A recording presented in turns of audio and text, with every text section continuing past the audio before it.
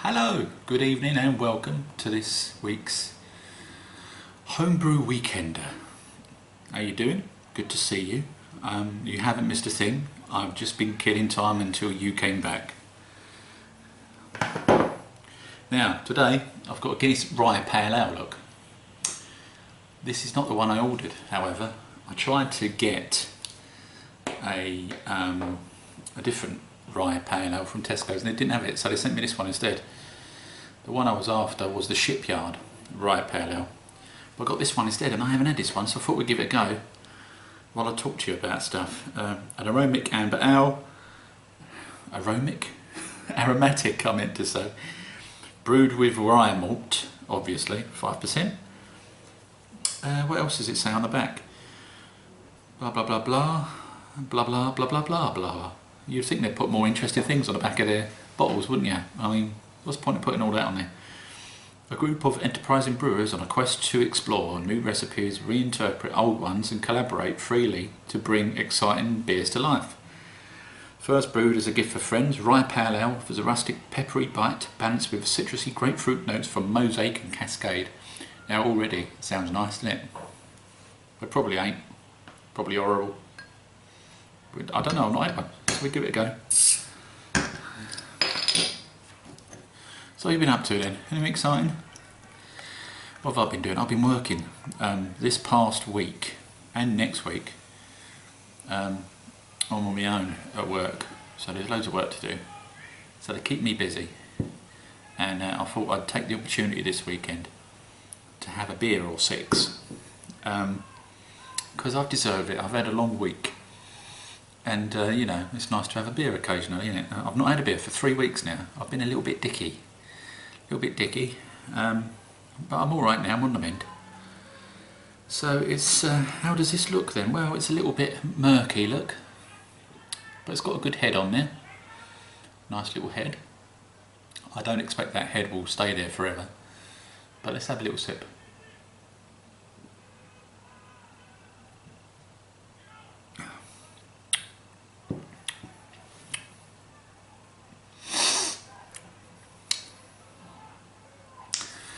Ooh, interesting beer.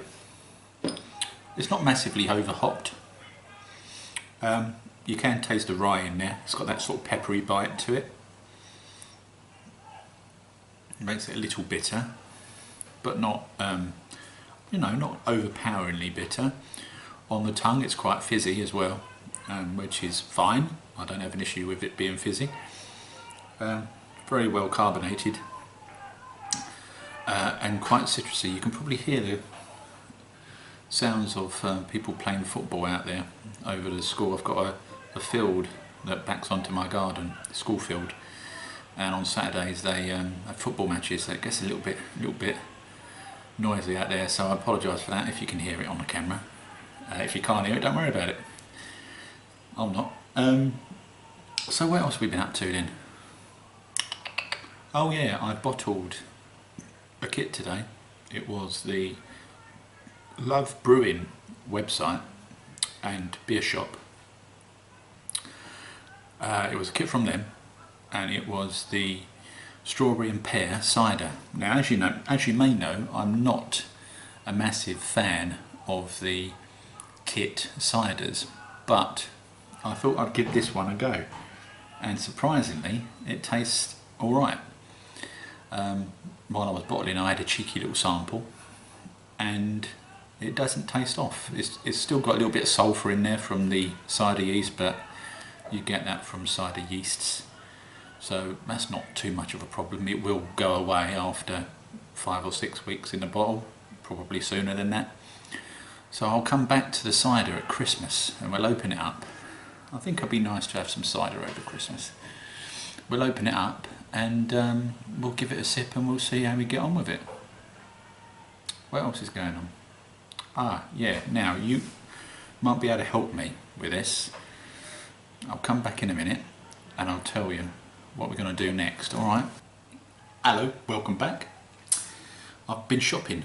I've got some kits and I want you to help me decide what one to do next. So we've got the Brew A from Cooper's. That's a new one. We've got an IPA from Wilco's, that's a new one. We've got Beerworks President Sierra American Pale Ale. I bought this when I bought the cider kit, and it looks pretty good. So, shall I show you what's in there? No, I won't show you what's in there. You'll just have to wait if we do the video and see what's in there. And finally, we've got a Citra extract recipe pack. That's got Citra in it, of course. So that's a Citra extract beer, and this one's I can't remember what's in it. I think that's Citra as well. Yeah, it is. Yeah, that's a 6%. That one. This one is a 4.5. The Brute A doesn't say what the ABV is on that one. No doubt it will say on the inside somewhere. Who cares, don't matter, does it? And make it as strong as you like. And the Wilco's IPA is 4%, but obviously you'd do it a little bit more stronger than that if you wanted. Yeah, so what do you want to see on the next HBW? Talking about HBWs, I'm making one at the moment, and it's me covering the Cascarillo beer. It's a recipe off of Cooper's website, very easy to follow. It's an extract recipe, of course, but I've bought some decent extract. I've got some Bryce Amber malt. I'll be using that, and I'm going to be using 50 grams of Amarillo, 50 grams of Cascade, and there's a 20-minute boil of Amarillo and a 10-minute boil of Cascade, and then there's Cascade dip of 25 grams just to, you know, let the hops sit for 15 minutes, and then we dry hop with Amarillo on day 4 once the fermentation's died down. But I'm recording all this so you can see it in a future Homebrew Wednesday. So although I've been away for a while, there are beers to be brewed and lots of things to keep us entertained over the course of the next few months. So there will be more brewing videos going up, so don't worry.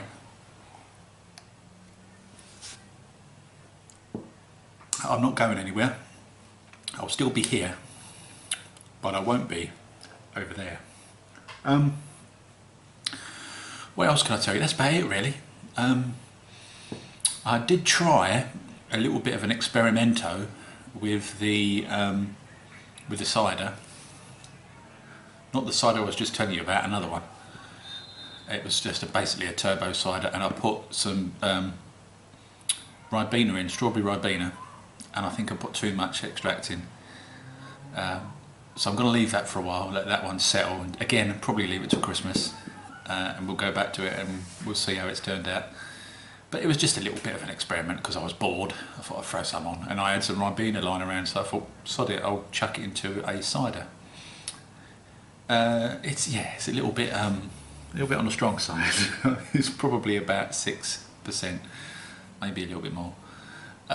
But it's alright. I've only got 8 bottles of it. It was only a small batch, so I'm not overly concerned. That's all really. That's all for me for this week, boys and girls. Hopefully you're having a fantastic weekend. But if you're not my fault, is it? Not much I can do about it. I could buy you a pint, I suppose, couldn't I? But I'm not going to, because I'm a skinflint. Do try this out. It's quite rye-y. You'll know what I mean. I don't have an issue with rye ales. I quite like them. It tastes like the rye you would get in a Ghost Ship beer, like the Adnams Ghost Ship beer. That's got rye malt in it. It tastes a little bit like that, but it's more pronounced, obviously, because it's primarily a rye pale ale. So yeah, the Guinness Rye Pale Ale from Guinness, surprisingly, at 5%. If you see it around, give it a go. If I had to score it, I'd have to have another sip.